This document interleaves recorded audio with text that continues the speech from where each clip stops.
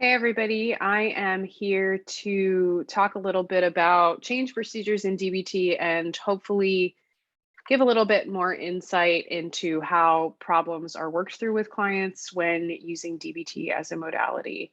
I know that DBT has a lot to offer, and the con to that is that it can be a bit overwhelming. So I hope to make that a little bit better. So just as a reminder, refresher, 3 paradigms that we're operating from when using DBT as a strategy is acceptance, change, and dialectics. So when I think paradigms, I think pillars. When we are working with clients, we're trying to move them generally from one place to another. And so in doing that, I have 3 sets of strategies to choose from: acceptance strategies, change strategies, and dialectical strategies. And so I could do a video on each of these. Today, I'm focusing specifically on change. So we're doing DBT, and we have 3 sets of ingredients really to help us make the recipe that we're looking for, or in this regard, 3 sets of tools to build the house. I could go on and on with metaphors. But as I said, we're sticking with change for today. So change procedures in DBT, here are 4 sets to look at. One is cognitive modification. So we're using cognitive modification. And when you think cognitive modification, think modifying cognition. So changing thoughts. So when are we going to use cognitive modification? And cognitive modification is going to be really drawn from CBT. When we're going to use them when problematic thoughts, beliefs, expectancies are the problem that are keeping the behavior alive. So as I'm doing behavior chains, I'm noticing that there's a problematic belief that's showing up in every single chain. And I have the hypothesis that if I could target that belief, if I could dismantle it, disrupt it, if I could shatter it, then I wouldn't have the same target behavior that I'm trying to change. Another way to facilitate change in DBT is through skills training. I think this is what most people think DBT is all about, because there is a heavy skills focus.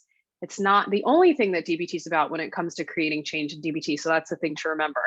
But basically, if I recognize that there's a deficit of a skill in an area where a client, if they could act more skillfully in that scenario or in that chain of events, then there would be a different outcome in terms of the target behavior.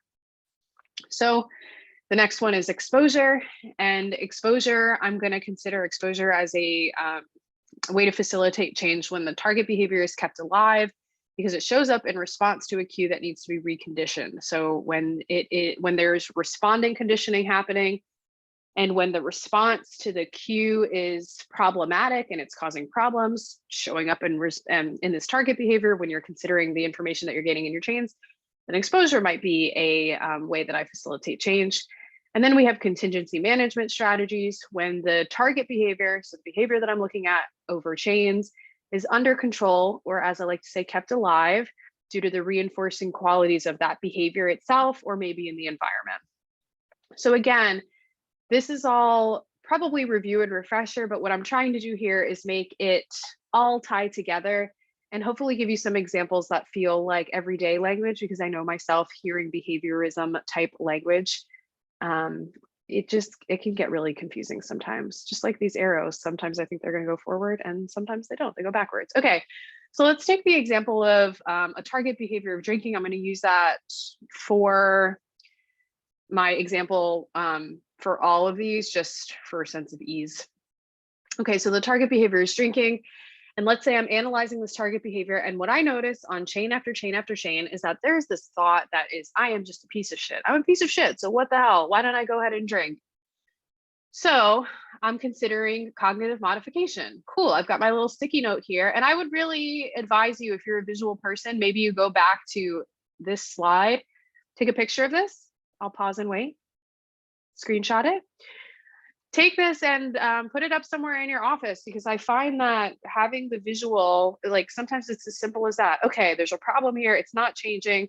What are my options? Oh, I've got these 4 ways to create change in DBT. Let's see if cognitive modification is the thing. Yeah, I've got this problematic thought. This person is really self-invalidating, secondary target there. And I think that if I could dismantle this thought and get them to not believe it, then maybe they wouldn't have this target behavior, which in this case is drinking. So this is just on the post-it here, copied right over from that last screen, a reminder. When problematic thoughts, beliefs, or expectancies are what's keeping the behavior alive, the clinician will work with the client to clarify, adjust, or change these. So I'm basically working to help dismantle that thought. Here's the prescription. So for my client with high self-invalidation, I have the hypothesis that it's problematic, and it's related to the fact that this target behavior, drinking, continues to happen. So what am I going to do? I'm going to observe and describe it when it happens. So I'm going to orient them and say, hey, I have a theory that every time you drink, well, not even a theory, I've noticed, these are the facts. I'm observing, describing. Every time we've done a chain on drinking, you have this thought that you're a piece of shit. I wonder if believing you're a piece of shit actually contributes to you drinking. I don't know. I'm just wondering about that. I'm curious. So I'm putting it out there to them, and then I'm just going to keep calling it out when it happens. I don't need to fact check or prove them wrong every single time. If anything, it's like this larger picture here that I'm making slower. I'm making slower movement by consistent and repetitive work around it, by just saying like, hey, I noticed you say that. I noticed you say that every single time you drink. How about that? I'm going to remind them as a therapist when judgments are happening. I might use a reference as needed. And this idea of water over rocks is from Catherine. And she was talking about how, again, we're looking for large brush strokes here in observing and describing, rather than like, come on, you're not a piece of shit, and getting stuck in that back and forth with the client's usually not very effective. So water over rock is just this continuous flow of validation. Like, hey, I noticed you're saying that I wonder what feelings coming up around that, and then speak to that, as opposed to going back and forth and getting stuck in the thought itself. I might have them practice self-validation. There's actually a handout on practicing self-validation in the book. So maybe I prescribe that as homework. And I highlight and clarify the relationship between self and validation and drinking. Hey, like every time you say this, how do you feel about yourself? Well, I feel pretty terrible about myself. Do you think that helps you to stop drinking? I don't. I actually think I feel so crappy about myself that I'm more likely to say F it and then just go ahead and drink anyway. Okay, well, let's see what happens when you change that. So that is cognitive modification with drinking. Let's talk about skills deficits, which I think most of us are most familiar with. But if you're not, if I've assessed a deficit here, then I'm deciding, well, hey, if you had more skillfulness in this area, if you could do a different behavior or more skillful behavior, then maybe this behavior wouldn't happen anymore. So that's the hypothesis. So the client that I'm working with is a client that has a hard time resisting an urge. And so what am I going to do? I'm going to teach skills where the deficit lies. I'm probably going to teach them some crisis survivor skills like accepts and tip and improve. I'm going to do that just like I would teach them any other skill. I'd rehearse the skill with them. I'd make sure they understand it through and through. I'm going to troubleshoot and ask every single question that's going to get in the way. I'm going to make the plan really, really tight and cope ahead for the next time that they have urges to drink, to ensure that the client feels super supported in getting through that moment and tolerating the urge without acting on it. I'm going to assign homework, and then I'm going to definitely make sure I follow up on it the following week, because I know myself, when I'm assigned something, if no one checks in on it, it's like, well, what's the point? So those are some things that I might do to facilitate change through a skills deficit perspective. Now let's talk about exposure. So let's say what's happening in the chain is that my client is in a position at work where they get feedback, and they have to get feedback often. Maybe they have to get feedback every day, or they work in a team, and every time they get feedback, they end up going home and drinking. And so does the behavior of feedback itself cause people to drink? No, it's something that's associated with it. So maybe this client's experiencing a lot of shame. Maybe they're not tolerating shame. Whatever it is, we know that the response of getting feedback is queuing up something in between, and we could go and figure what that out is through looking at the behavior chains. But what I figured out is that this client needs to figure out a way to be able to get feedback and keep their job, because they want to keep their job and not end up drinking. So I'm going to orient them to exposure as I would with doing exposure with any client. Hey, here's why I think we really need to work on this. Let's say it is shame. Maybe when they get feedback from anybody, it elicits a shame response, and then they just can't tolerate that. And so they go home and drink. So I'm going to orient them and say, hey, listen, here's what I think is happening. I really think we need to work on this, because shame's going to come up in other areas, because you have a job that you have to get feedback in. And so I really think it's important to target this directly. I want to use exposure to do it. It's going to be really hard, but in the long run, it's worth it. Okay, yes, I'm going to get their commitment to do it. And then I'm going to come up with a list of tasks to gradually push them deeper into the water of experiencing shame, being in situations where they can experience feedback and have that, have the emotion go up without acting on any of the urges to go drink after. So some examples might be talking about feedback, maybe watching videos of other people get feedback, giving the client indirect feedback, having them give direct feedback. These are all examples of a hierarchy that I might set to use exposure protocols with to help them get through that without drinking. And I'm going to make sure that I'm doing everything I can to block any avoidance that happens, as well as escape behaviors.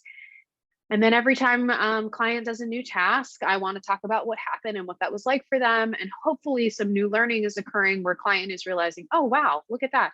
I could get feedback, or I can do this really hard thing and experience the emotion, and it goes up, up, up, up, up. But if I just write it out, it eventually does go down. That's the good stuff that we're looking for. Okay. All right, and then the last one that I'm going to talk about is contingency management. So let's say the problematic pattern that's showing up is that the client reports a release in pain when drinking. Nice, right? So they drink and then they feel better immediately, but then it causes all kinds of problems for them later. So when the target behavior, this case drinking, is kept alive due to reinforcing qualities of the behavior of the environment. So the environment might be like, well, my partner only really seems to laugh and engage me when I'm drinking. That's a problematic reinforcer. I'm getting something good out of this when I'm engaging in a problem that's actually causing problems for me in life, or just having the experience of I end up drinking and I feel better. So what am I going to do? I'm going to highlight, here's some examples. I'm going to highlight and praise other times in which client is doing skillful behaviors, behaviors that they already have that are happening up until the urges to drink happen, or other ways that they're using skills to deal with emotional pain. I'm definitely going to highlight those. It's easier to build on skillful behaviors that people already have as opposed to like taking away behavior. So, and this is the nature of changing any behavior. For myself, if I want to work on becoming a more healthy person, whatever that looks like, instead of adding waking up at 6:30 every morning and working out for an hour, I might just start with, okay, well, I'm already drinking water. Maybe I can just increase my water intake by, I don't know, 24 ounces each day. I'm going to take what I already have and build on that. So as the therapist, I'm going to work to do that as well. I'm also going to pay attention to what's actually reinforcing to the client. I don't want to just assume that telling them they're doing a great job and I'm so proud of them is actually going to be reinforcing to them. So I'm going to find what's reinforcing, and I'm going to try and work that into my plan of behavior modification with this client as much as I can. I'm going to encourage the client to use skills when emotional pain is high. And same thing, I might be pulling in some of my points from my skills training slide, but I'm definitely going to make sure that we've rehearsed the skills. And this can also be seen as functionally validating, like, hey, you're going to go home tonight, and we know that around 8 o'clock you start getting lonely, and that's when the pain comes in. And the thing is that when you drink, you end up feeling better, but you end up feeling so much worse the next day. And the last time you drank, you almost got fired. So we have to make sure this doesn't happen. So I'm taking them seriously. I'm recruiting skills. And I'm working that into my behavior modification plan with the client, because I'm trying to break up the association of drinking and then feeling better. So if I can try and find a way to, number one, get them to not feel as bad initially, or number two, get them to try something else when the pain starts happening that could provide them some sort of relief, maybe some self-soothing or something. That's what I'm trying to do here. Another example of this might be having some sort of visual reminder where I can maybe have a jar in my office with stones, and every week they come in where they haven't drank, I put a stone in the jar, and there's this visual representation. So I'm now associating a reinforcer, if that's reinforcing to the client, because if they don't really care about you, that's not really going to make a difference. But if they feel proud of themselves with that, like stones in a jar don't really do anything for anybody unless they have some sort of meaning attached to it. So I'm trying to create a new reinforcing response for the client that's actually adaptive and it's not causing more problems for them in life. So I hope, despite all of my ums and likes in teaching this, I did it without much planning, so forgive me there. Was helpful for you. If it was helpful, share it with somebody, send this email to them and let them know that they can sign up for more DBT tips and Revelmente teachings through signing up via the email. You can also use this QR code that tells you about all the other things that I'm doing. And if you're feeling really grateful, you can download the Tea Talk podcast where I talk all things mental health. Please share this with your clients, your friends, your family members. Got some great content on there with other people sharing stories around healing, just to make it more accessible to people and make healing not seem so one-dimensional or one linear, I guess is the word that I'm looking for. So thank you again for tuning in, and I hope to see you all soon. Take good care.